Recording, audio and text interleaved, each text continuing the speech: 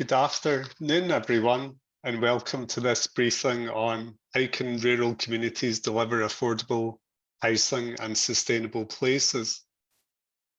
This briefing is part of a series of friendly and formal webinars which the Commission have been running and which is open to everyone. Today's session will look at the need to provide affordable housing in rural Scotland and share some ideas on how communities can build new homes. I'm delighted that today I'm joined by Lisa Busby, who runs and has set up these sessions, and Ronnie McRae, the Chief Executive of the Communities Housing Trust. Just to give you a little bit of introduction and background to the Scottish Land Commission before we start going with the session.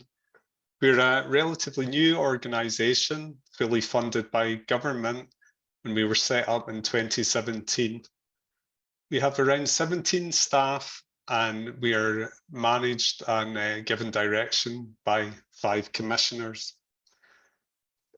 We do a range of work, so we advise government on new policy and legislation relating to land. We support landowners and communities in good practice. And we also publish research which aims to encourage innovation, better practice and better land use. And really the aim of all our work is to support sustainable and inclusive growth, and also to give communities better opportunity to have a say on land use in their local area.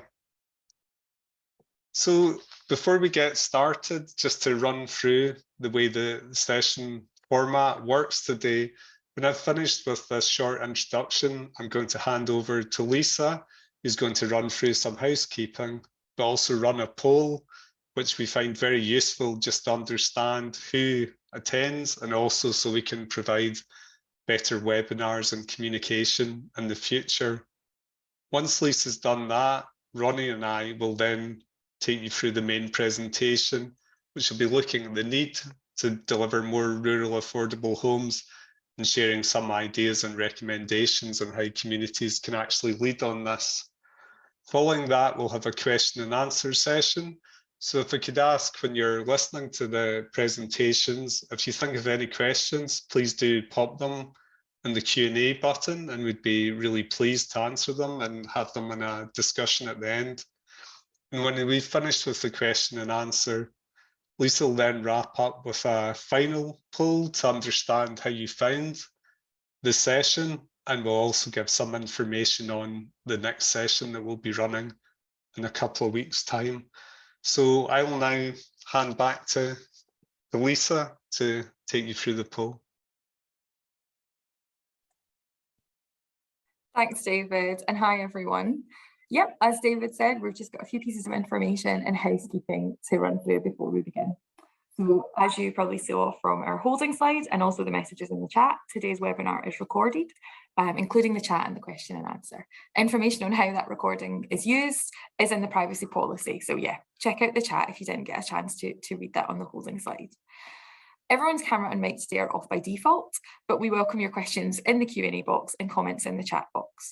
If you post in the Q&A box, this can be anonymous if you prefer, it doesn't have to be, but your screen name is always visible in the chat, just so you know.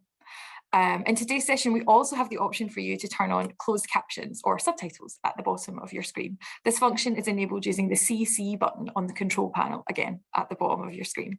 We would flag that these captions are auto-generated, so apologies if there are any inaccuracies. They are out of our control, I'm afraid. We're going to be collating feedback throughout the session in the form of some short Zoom polls, and we're very grateful for your input into these. These are anonymous. We don't share the answers to the entire group. And I've also popped in the chat the little message about how we use that data that we collect. Lastly, I just want to flag that I'm going to be trying to signpost the resources that are referenced today in the chat as we go along. So if you need to access anything straight away or want to access anything straight away, you can by clicking through. But we do collate all the resources and tools and links that we signpost today on a single resources page. And I'm going to share the link to that resources page at the end of the webinar. So hang around for that. It will get posted before the end. Okay, so if anyone's got any questions about any aspects of this housekeeping, please do go ahead and just pop them into the chat and I'll do my best to answer them. And as David said, I'm now going to run a short poll to just get a sense of who's in the room. So let's give me a little minute to do that.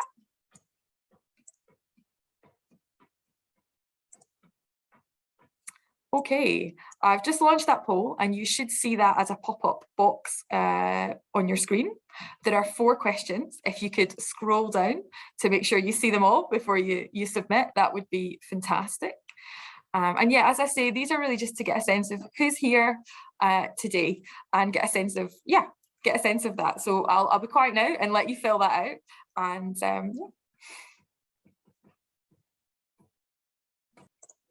And David, I can hand back to you now for the main presentation. Thanks very much, Lisa. And I'll now just share my screen, hopefully.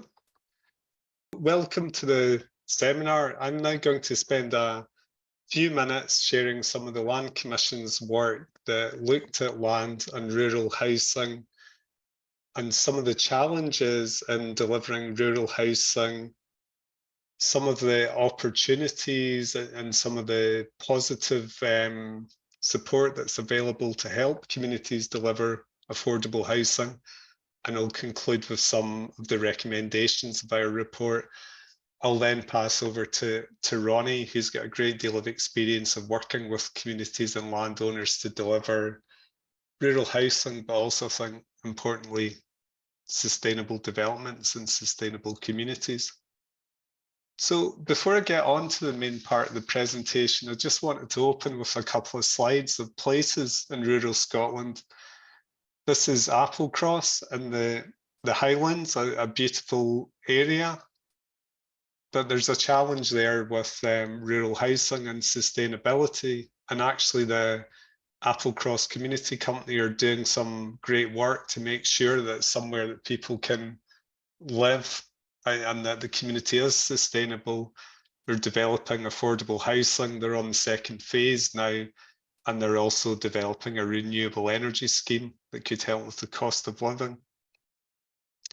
A second rural community, this is in Ellen in Argyll on the banks of the Clyde, and this is a development from 2014 by Fine Homes, and what they delivered were homes for first-time buyers that were affordable to buy, that was really aiming to either retain or bring young working people into the community to sustain it.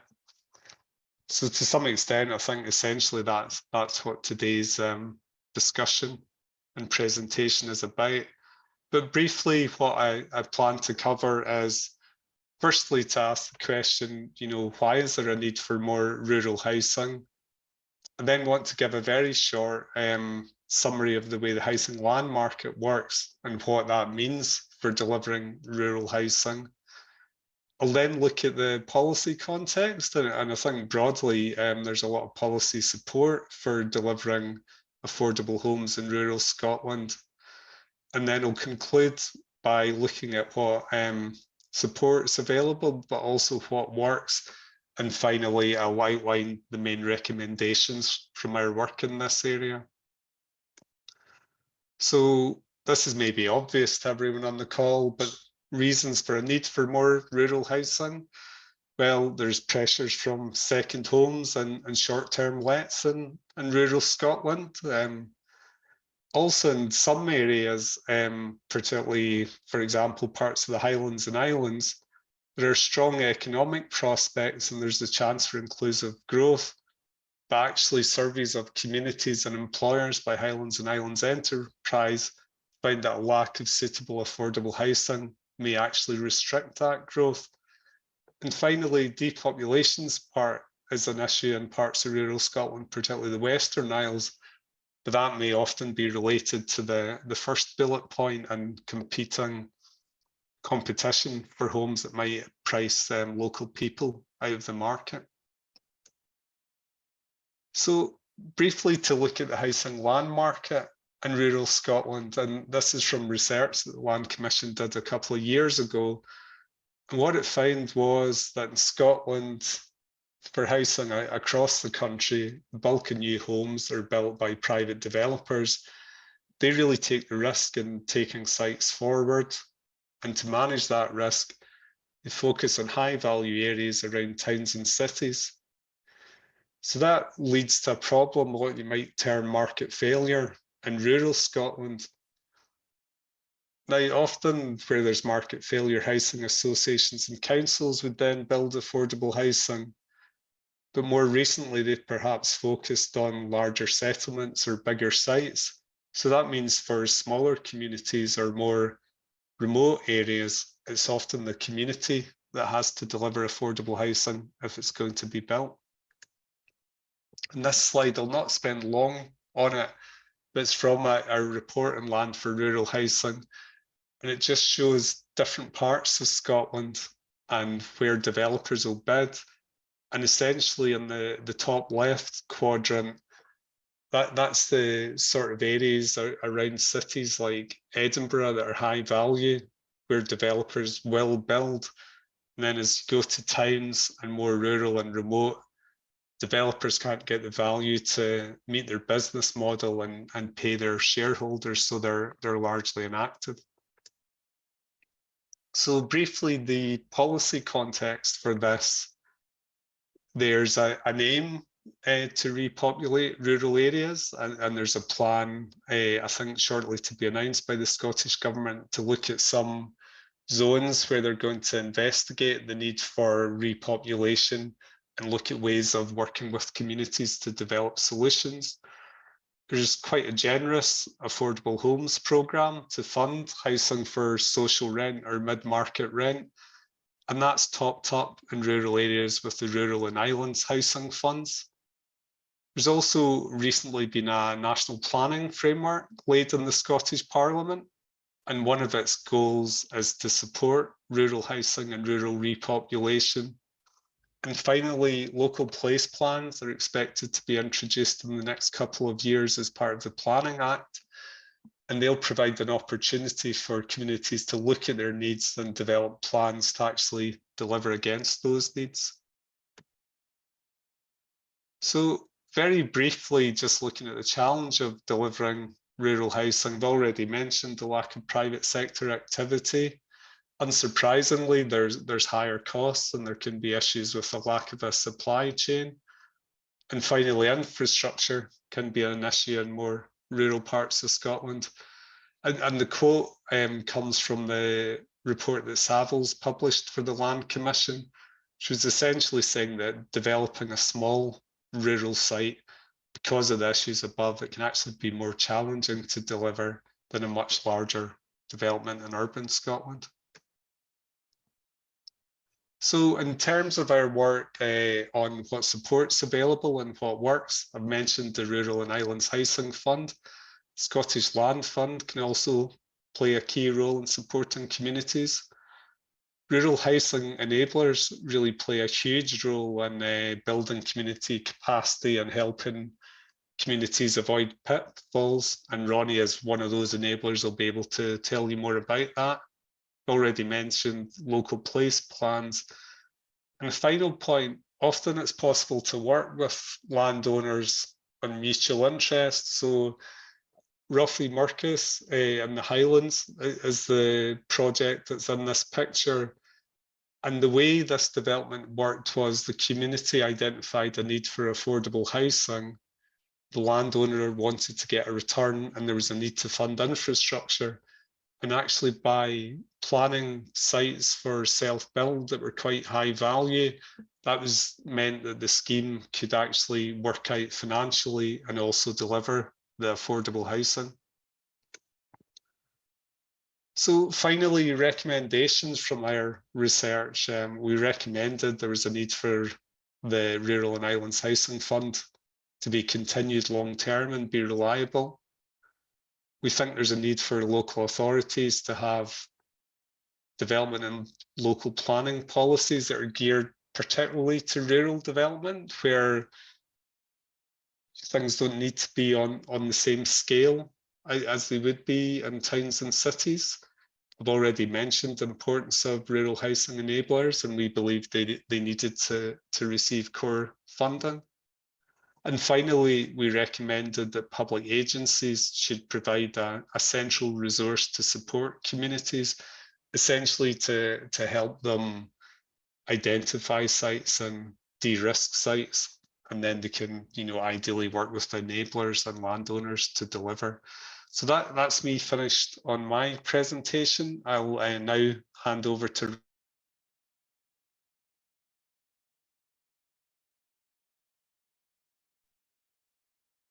Thanks, David, and thanks for asking us along. Great to see the work that Scottish Land Commission are doing on all of this. I'm Ronnie McRae from the Communities Housing Trust.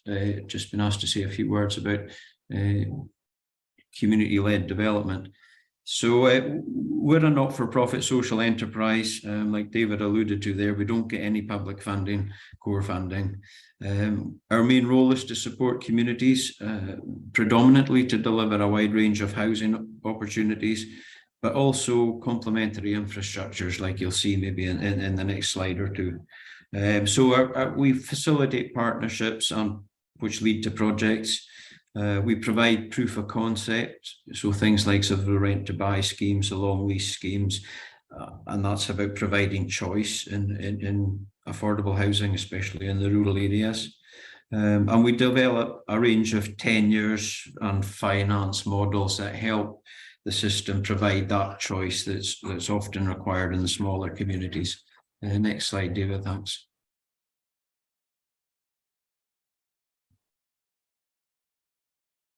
Yeah, we're moving on. I mean, the next slide should show a map of where we work. So effectively, we work from Glasgow, Edinburgh North, and we've got a sister organisation, south of Scotland, Community Housing, who's actually no relation, but they cover the south, and we work very well together. At the moment, we're working with around about 150 communities in different ways and different stages. And if all that work comes to fruition, there's around about, at the moment, 1,000 affordable housing units can be delivered through that, as well as a range of ancillary infrastructures, that you'll see some of them in the next slide. So it's clear the need is widespread. It's not just remote rural islands, it's across Scotland, the need for community-led housing, and even in urban instances. The opportunities for delivery are increasing, but it is challenging times. We've just come through Brexit, COVID, and we're still in the cost of living crisis. So it's not easy, but I think most bodies are working towards the goal of supporting community-led housing. Next slide, David, thanks. So the next slide just shows you a route map, which we were thankful to Nationwide Foundation for funding. Basically, it's a guide to assist communities form thoughts and be aware of the main elements they need to consider when looking at community-led development. Increasingly, that's about regeneration, repopulation, as well as dealing with local needs that are present at the current time. As David alluded to, there's been some game changers. The Scottish Land Fund, the Rural and Island Housing Fund have really provided confidence to the sector that communities can take the time to consider what exactly their needs are. And hopefully the route map assists in that, as well as that David's alluded to as well, that there are many helpful policies, things like community wealth building, community empowerment, regeneration and repopulation work. All of these things help support community taking things forward. The Rural and Island Housing Fund is helpful in that it's a flexible fund. It enables communities to provide additionality, which can complement the mainstream affordable housing that's delivered through local authorities or housing associations, and that's a key partnership. we find in a lot of communities, enabling one to work with the other, and it provides choice. It's not necessarily an either-or situation, so it's not either the community develops or the housing association, for example, develops. They can work together, and I think that's a key message that we need to consider when moving forward. Next slide, thank you, David. So how do we work on that? I mean, most of the discussions we have with communities is very much based on the holistic approach. It's about providing a range of housing tenures. It's about providing a range of finance models, and often a range of partners involved. And that provides a choice in housing, but it also gives communities the opportunity to influence and actually provide improved services locally. Like you see here, there's been community-owned schools, there's been community-owned health care services, sports facilities, shops, and youth facilities. So it's about holistic development and communities not just looking at the housing need, but also how that impacts on the wider community needs, and maybe working effectively with a range of partners to get maximum benefit for the community. More often than not, it's about growing the population, it's about growing business opportunities and providing a package of benefits for people in the locality at the moment, but also for those maybe wanting to move and live and work in the communities. Next slide, thank you, David. Gairloch's probably a good example of mixed use and partnership working. Obviously, a key partner is Scottish Government. They've got the money. As David said, you know, the funding isn't necessarily the issue. The way Scottish Government work is that they will only authorise the money to be put into communities through consultation with the local authorities. So Scottish Government and local authorities are two of the key partners that all communities need to work with, and help them understand the benefits of your project. That's key. But there are others. There's likes of HIE and many more. HIE's focus is more about the economic development and population growth. But working with these partners effectively helps reduce risks. It helps increase the range of funding options, because it's not just the Scottish Land Fund and Rural and Island Housing Fund, although they are the main funds that generally work. There's also all the other infrastructure elements. So, like I say, Gairloch's probably a good example of that. That's where a big steering group, where all interested parties in the community had a say in how that development was brought forward and who did what on it. So on that development particularly, there's 5 different affordable housing tenures, providing some choice in housing options. There's 3 different housing providers on there, and also multiple uses there. There's the housing, but also there's a shop and a community-owned tourist information facility, and there's a social side where the MOD were able to come in and fund the building of an air training corps facility. The Gale Centre, the community-owned first passive house building and public building in Scotland, we believe, is a fantastic success story, where the community-run facility it's employing, I think, around about 17 just now. That's changing, but it seems to be growing every time I visit there. It sells produce from over 40 local producers, so getting a real turnaround in the circular economy, and it invests a lot of money back into the community. It's into the hundreds of thousands. Strongly encourage you to visit that, because it's just a great success story. and it's got the choice in housing and providing social and economic benefits. Next slide, David, please. The next slide is coming up, so staffing, and again, it's about partnership working, and it's about how the community were able to lead and deal with some difficult issues. It was national scenic area planning and some of the regulatory bodies. You know, were needed a lot of work to get on board and to take the project through, but it shows the tenacity that and the work of the communities. I mean, that's one thing we push a lot with our partners, is making sure there's enough recognition for the amount of volunteer time. Staffing was lucky in that had a project officer there, but many communities don't. And even with a project officer, there's so much time spent within the community through boards and volunteer work that needs to be recognised, I think, especially by the regulatory bodies, and we're pushing that side of things quite a lot.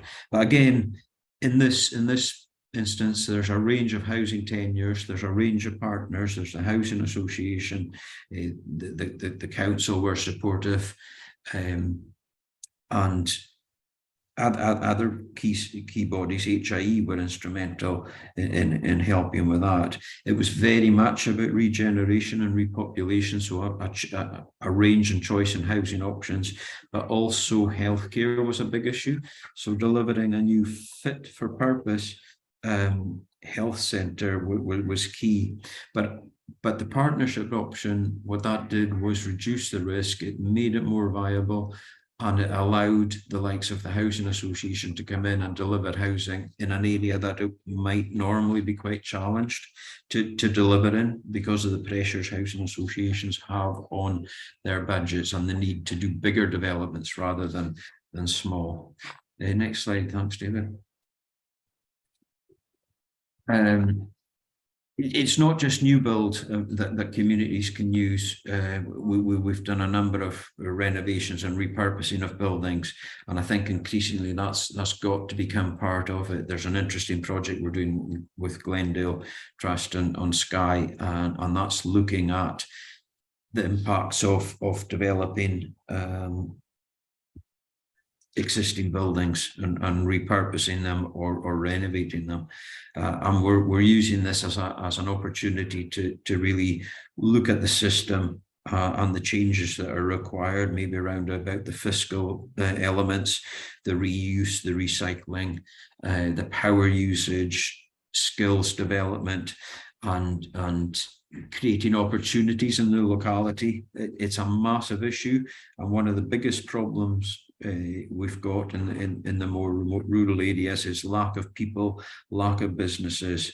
We need to be working to grow both of these and provide greater confidence when we're dealing with old buildings. They're notoriously difficult under the current system, so we need to find ways to make that easier for communities and less risk. None of it's easy, and there is still work to be done, but there is a range of support out there from the regulatory bodies.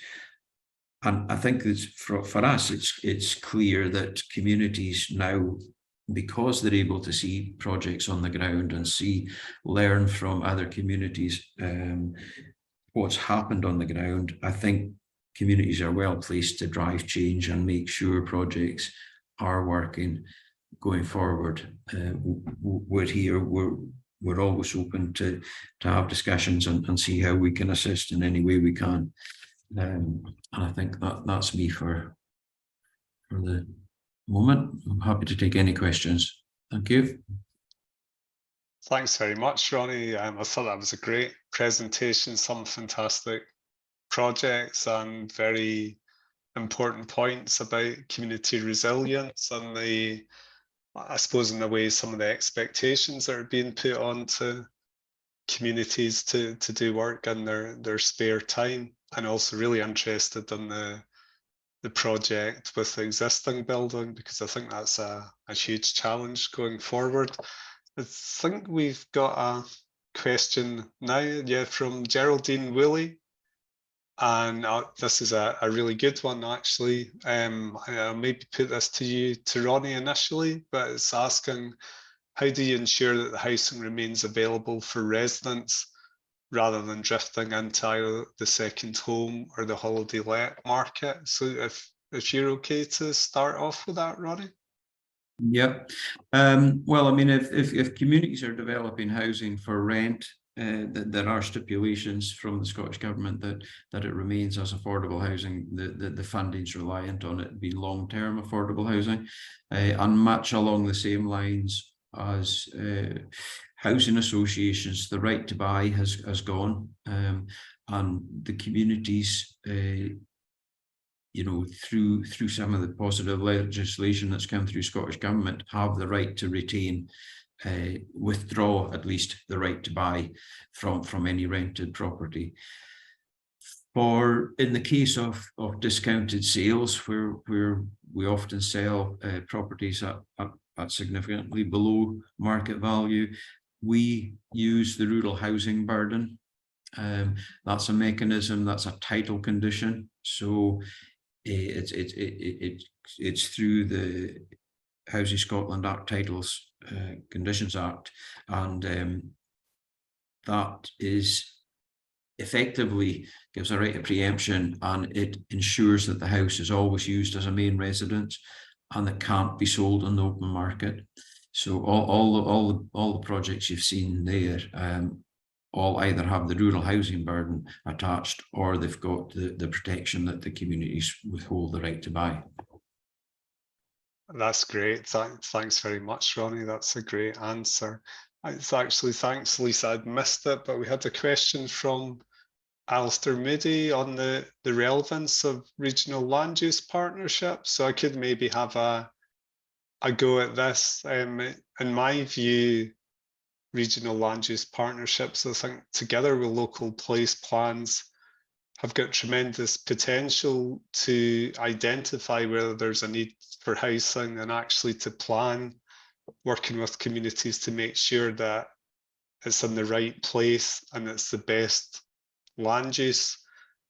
Really, the thinking and guidance on these has to be developed, so we need to wait and see. It's a work in progress. I knew that there's a few pilots, and what we could also maybe do, Alistair, the Land Commission published some research on regional land use partnerships and their potential a couple of years ago, so I'll have a look for that, and we can maybe either share it in the chat or send it on later, but thanks for that question. And maybe a final question before we move on, from Gordon MacDonald, who's asking, what comes first? Is that a matter of building so that people move to an area, or is it to meet unmet demand? You were saying it's not really clear, so I don't know, Ronnie, if you want to make a start, and I could maybe then follow you on that. Yeah, I mean, from our perspective, it's important that before a community launches into a development, that they are clear about what the priorities are and opportunities are. I think a bit of due diligence is absolutely required. What you don't want to do is build housing and then nobody will come. I think the general what we're seeing, it probably does lead towards build them and they will come, because people do. We see people wanting to move and to live in the rural areas, but it's about creating a package. The opportunities, in our opinion, are huge. The construction sector has got a massive amount of opportunities in smaller rural communities, as does most sectors. The hospitality, agriculture, aquaculture, all these opportunities for employment. What we need to do is create an appropriate package in the communities, and it's not necessarily going to be the same package in every community, but a package of the correct range of tenures of housing, the correct job opportunities, and the correct infrastructure support. So having the right schools, the health centres, the sports facilities, all of these need to form part of the package that will enable stronger, more resilient communities.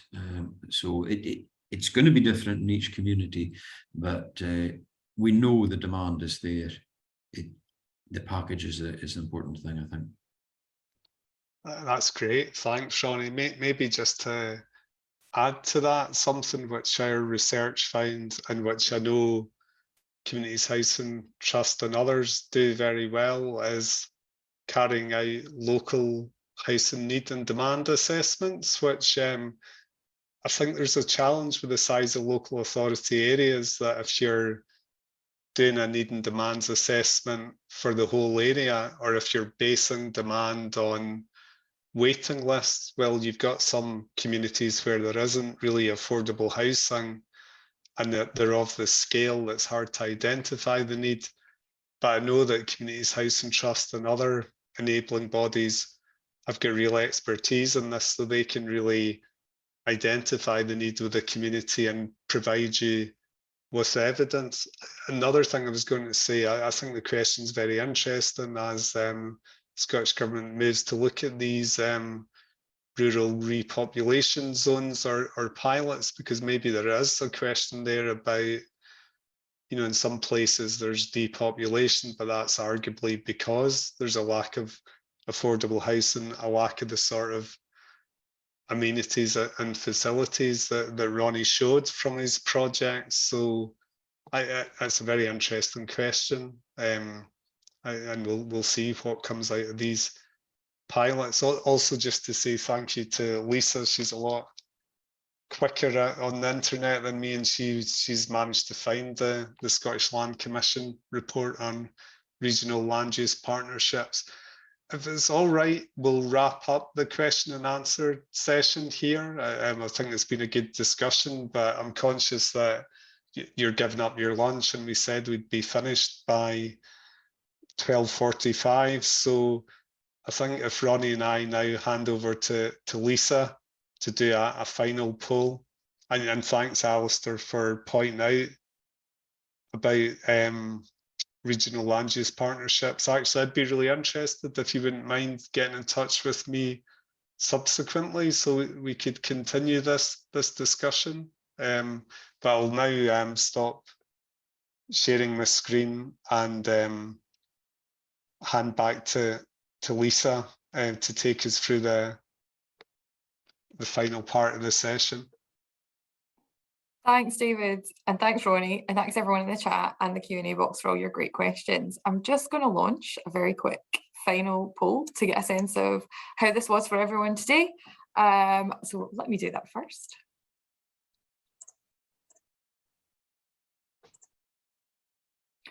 So hopefully you'll all be able to see that as a little pop-up box on your screen now.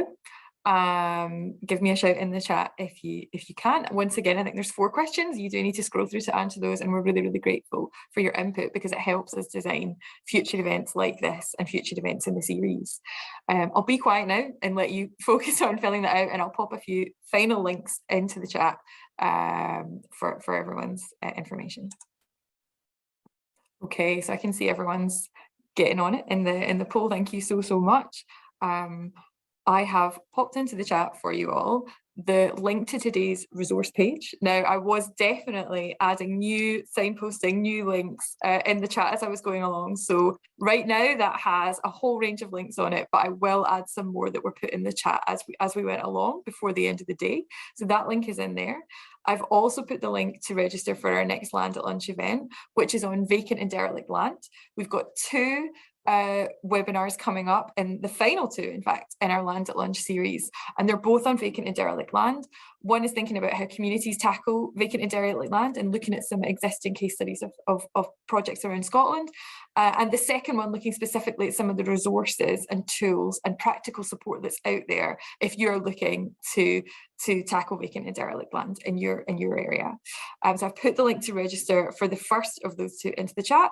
I've also put the contact details for the Good Practice team in the chat, so if you want to get in touch with us, follow up about anything, if there are any more specific queries you have, please please feel free to do that. And we can also pass on messages to David as well. I can see David's already posted his email in the chat, so you've all got it anyway. Perfect. Fantastic. I think we're nearly there. 100% of people answered. You know, that is the first time that's ever happened. So thank you very much. I'm going to end that poll now and hand back to David just to say thank you and goodbye. Yeah, thanks very much. I just want to say big thanks to Ronnie. I know he's incredibly busy. You could see that from the map showing all the projects that they're involved in. So really, really good of Ronnie to give up his time today. I also want to thank Lisa for just dealing with I don't think Ronnie and I are the best technically, so it was great to have her organise us and make sure it ran smoothly. But most of all, thanks very much to everyone for taking the time. Thanks for some great questions. And please, if you want to follow up with me or Lisa or Ronnie, please do get in touch. We'd love to hear more from you and further the discussions. And yeah, thanks very much. Enjoy the rest of your day.